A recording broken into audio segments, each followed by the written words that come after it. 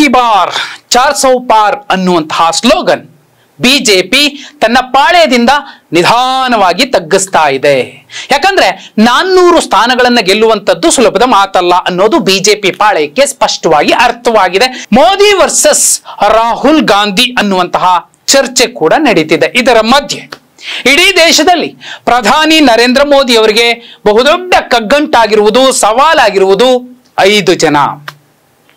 ಆ 5 ಜನರಿಂದಾಗಿನೇ 100ಕ್ಕೂ ಅಧಿಕ ಸ್ಥಾನಗಳನ್ನ ಬಿಜೆಪಿ ಕಳೆದುಕೊಳ್ಳಲಿದೆ. ದೆಹಲಿಯ ಗದ್ದುಗೆ ಸಿಗಬೇಕು ಅಂದ್ರೆ ಕರ್ನಾಟಕದ ಕನಿಷ್ಠ 15 ಸ್ಥಾನಗಳನ್ನ ಯಾರು ಗೆಲ್ತಾರೋ ಅವರಿಗೆ ಗದ್ದುಗೆ ಸಿಗತ್ತೆ ಅನ್ನುವಂಥದ್ದು ಮತ್ತೊಂದು ಚರ್ಚೆ.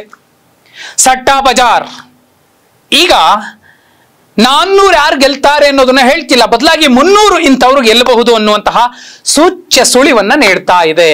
ಯಾರು? ಇಂಡಿಯಾ ಕೂಟ 300 ಸ್ಥಾನಗಳ ಗಡಿಗೆ ಬಂದು ತಲುಪುತ್ತೆ. ಬಿಜೆಪಿ 200ರ ಗಡಿಯಲ್ಲಿ ಬಂದು ತಲುಪುತ್ತೆ. ಅದು ಎನ್ಡಿಎ ಕೂಡ ಸೇರ್ಕೊಂಡು 200, 230ರ ಗಡಿಗೆ ಬಂದು ತಲುಪುತ್ತೆ ಅನ್ನುವಂತಹ ಒಂದು ಸಂದೇಶವನ್ನ ರವಾನಿಸ್ತಾ ಇದೆ. ಹಾಗಿದ್ರೆ ಪ್ರಧಾನಿ ನರೇಂದ್ರ ಮೋದಿ ಅವರು ಕರ್ನಾಟಕದಲ್ಲಿ 15 ಸ್ಥಾನ ಗೆಲ್ಲೋದು ಕಷ್ಟನ? ಕರ್ನಾಟಕದಿಂದಲೇ ಲೆಕ್ಕ ನೋಡ್ತಾ ಬಂದ್ರೆ ಸವಾಲಾಗಿರುವಂತಹ 5 ಜನರ ಪೈಕಿ ಮೊದಲಿಗರು ಸಿದ್ದರಾಮಯ್ಯ. ಇವತ್ತು ಕರ್ನಾಟಕದ ಗ್ಯಾರಂಟಿಗಳೇನೆ ಪಂಚ ನ್ಯಾಯಗಳಾಗಿ ಇಡೀ ದೇಶದಲ್ಲಿ ಬಿಜೆಪಿಗೆ ಬಹುದೊಡ್ಡ ಕಗ್ಗಂಟಾಗಿದೆ. ಅದಕ್ಕೆ ಮೂಲ ಕಾರಣ ಸಿದ್ದರಾಮಯ್ಯ. ಬಹುಪಾಲು ಸಮೀಕ್ಷೆಗಳ ಲೆಕ್ಕಾಚಾರದ ಪ್ರಕಾರ ಬಿಜೆಪಿಯಲ್ಲೂ ಕೂಡ ಒಪ್ಪಬಹುದಾದಂತಹ ಲೆಕ್ಕ, ಕಾಂಗ್ರೆಸ್ 15ಕ್ಕಿಂತ ಹೆಚ್ಚು ಸ್ಥಾನಗಳನ್ನ ಸಿದ್ದರಾಮಯ್ಯ ಮತ್ತು ಡಿ ಕೆ ಶಿವಕುಮಾರ್ ಅವರ ನೇತೃತ್ವದಲ್ಲಿ ಕರ್ನಾಟಕದಲ್ಲಿ ಗೆಲ್ಲತ್ತೆ ಅನ್ನುವಂಥದ್ದು. 15+ ಅನ್ನುವಂಥದ್ದು 18 ಆಗಬಹುದು, 19 ಆಗಬಹುದು, 20 ಆಗಬಹುದು. ಆದ್ರೆ ಬಿಜೆಪಿ 10+ ತಲುಪೋದು ಸುಲಭದ ಮಾತಲ್ಲ. ಎರಡನೇ ಕಾರಣ ಬಹುಮುಖ್ಯ ವ್ಯಕ್ತಿ, ಸವಾಲಾಗಿರುವಂತಹ ವ್ಯಕ್ತಿ ಮಮತಾ ಬ್ಯಾನರ್ಜಿ ಅವರು. ಪಶ್ಚಿಮ ಬಂಗಾಳದ 42 ಲೋಕಸಭಾ ಕ್ಷೇತ್ರಗಳಲ್ಲಿ ಈ ಸಲ ಅತಿ ಹೆಚ್ಚು ಅಂದ್ರೆ 10ಕ್ಕಿಂತ ಹೆಚ್ಚು ಸ್ಥಾನಗಳನ್ನ ಬಿಜೆಪಿ ಪಡಿಬಹುದು. ಆದ್ರೆ ಮಮತಾ ಬ್ಯಾನರ್ಜಿ ಅವರು 30ಕ್ಕೂ ಅಧಿಕ ಸ್ಥಾನಗಳನ್ನ ಪಡೆಯುವಂತಹ ವಾತಾವರಣ ಇದೆ ಅನ್ನುವಂಥದ್ದು ಬಹುಮುಖ್ಯ ವಿಚಾರ.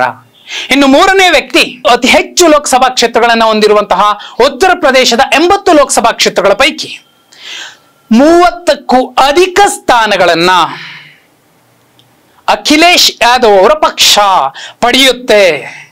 ಅಲ್ಲಿ 45ಕ್ಕಿಂತ ಆಜುಬಾಜಲ್ಲಿ ಬಿಜೆಪಿ ಬಂದು ನಿಲ್ಲತ್ತೆ ಅನ್ನುವಂಥದ್ದು ಬಹುಮುಖ್ಯ ವಿಚಾರ. ಇದೇ ಕಾರಣಕ್ಕೇನೆ ಬಿಜೆಪಿಗೆ ಬಹುದೊಡ್ಡ ಸವಾಲಾಗಿರುವಂಥದ್ದು ಅಖಿಲೇಶ್ ಯಾದವ್. ಏನು 4ನೇ ವ್ಯಕ್ತಿ ಅತಿ ಹೆಚ್ಚು ಅಂದ್ರೆ 2ನೇ ಅತಿ ಹೆಚ್ಚು ಲೋಕಸಭಾ ಕ್ಷೇತ್ರಗಳನ್ನು ಹೊಂದಿರುವಂತಹ ರಾಜ್ಯ ಮಹಾರಾಷ್ಟ್ರ. ಸುಮಾರು 48 ಲೋಕಸಭಾ ಕ್ಷೇತ್ರ ಇದೆ. ಕಳೆದ ಲೋಕಸಭಾ ಚುನಾವಣೆಯಲ್ಲಿ ಅತಿ ಹೆಚ್ಚು ಸ್ಥಾನಗಳನ್ನ ಬಿಜೆಪಿ ಪಡ್ಕೊಂಡಿತ್ತು. ಅದಕ್ಕೂ ಕಾರಣಕರ್ತರಾಗಿದ್ದವರು ಉದ್ಧವ್ ಠಾಕ್ರೆ. ಈ ಸಲ ಉದ್ಧವ್ ಠಾಕ್ರೆ ಅಂಡ್ ಟೀಮ್ 48ರಲ್ಲಿ ಸುಮಾರು 30ಕ್ಕೂ ಅಧಿಕ ಸ್ಥಾನಗಳನ್ನ ಪಡಿಬಹುದು.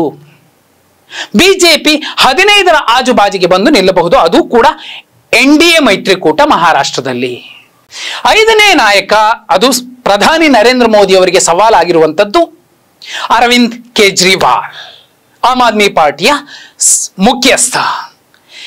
ಆಮ್ ಆದ್ಮಿ ಪಾರ್ಟಿ ಇಡೀ ದೇಶದಲ್ಲಿ 2 ರಾಜ್ಯಗಳಲ್ಲಿ ಆಡಳಿತ ನಡೆಸಿದೆ. 2 ರಾಜ್ಯಗಳಲ್ಲಿರುವಂತಹ ಲೋಕಸಭಾ ಕ್ಷೇತ್ರಗಳು 20. ಈ ಪೈಕಿ ಅರವಿಂದ್ ಕೇಜ್ರಿವಾಲ್ ಅವರ ಪಕ್ಷ 15ಕ್ಕೂ ಹೆಚ್ಚು ಸ್ಥಾನಗಳನ್ನ ಅವರ ಟೀಮ್ ಇಂಡಿಯಾ ಕೂಟ ಗೆಲ್ಲತ್ತೆ. ಇನ್ನುಳಿದಂತೆ 5ರ ಆಜುಬಾಜಿನಲ್ಲಿ ಬಿಜೆಪಿ ಮೋದಿ ಅವರು ಗೆಲ್ಲಬಹುದು.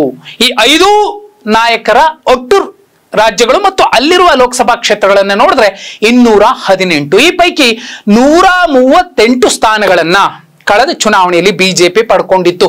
ಈ ಸಲ 218 ಲೋಕಸಭಾ ಕ್ಷೇತ್ರಗಳ ಪೈಕಿ ಬಿಜೆಪಿ ಮೋದಿ ಅವರು ಸುಮಾರು 60ರಿಂದ 70ರ ಗಡಿಗೆ ಬಂದು ಮುಟ್ಟಬಹುದಷ್ಟೇ.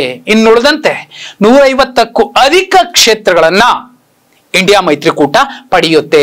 303ರಲ್ಲಿ 150 ಇಲ್ಲೇ ಹೋಗ್ಬಿಟ್ರೆ ಇನ್ನುಳಿದಂತಹ ಸ್ಥಾನಗಳು ಎಲ್ಲಿಂದ ಪಡೆಯೋಕೆ ಸಾಧ್ಯವಾಗುತ್ತೆ?